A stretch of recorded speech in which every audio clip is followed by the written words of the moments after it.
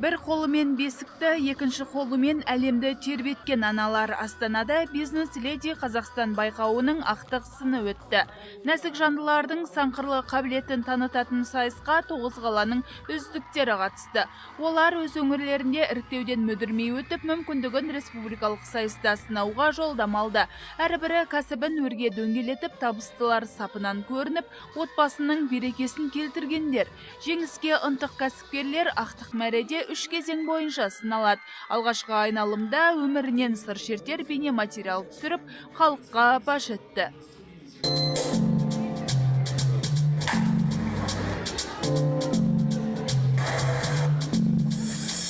Менің әрбір қадамым оңтайлы шешім. Кейіннен қазылар алқасы жолдаған сауалдарға жауап беріп, сөздік қорының молдығы, шешендік өнерден кендеместігін дәлелдеді. Сондай-ақ таланттарын танытып, мың бұрала би билеп, әннен шашу шашты.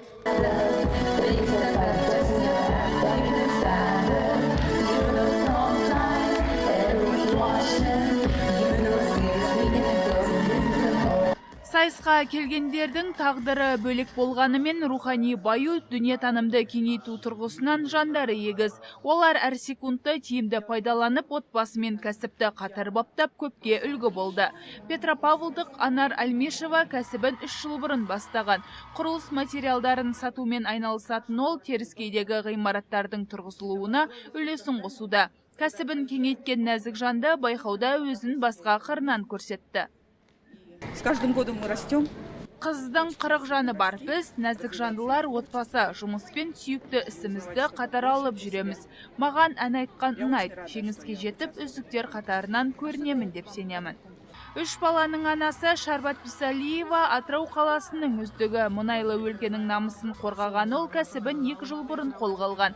Қазіргі таңда жастарды өнерге баулып, талантын шыңдап, жұлдызын жағуға күш салады. Тыңғылықты еңбекпен қатар отбасының да берекесін арттырады. Бұл сайысқа мен дайындап келген әнім бар. Бұл әнді енді белгілі әндердің, патриоттық әндердің бірі Жаса Қазақстан деген әнге өзімнің шабытым бір оянған кезде жазылған іскер ханымдар алға деген өз сөзімді осы әннің әуеніне салып қазір орындап беремін. Мұндай іскер ханымдар алға деген жерде ол әрқашанда алға деген ұстанымым. Байқау іскер әйелдердің имиджін қалыптастырып, беделін арттыруға бағытталған, интеллектуалды әлеуеті мен шығармашылық қабілетін қалыптастыруға сеп болмақ. MBA программасына арналған 1,5 миллион тұратын бағдарламаны олар тегін оқиды.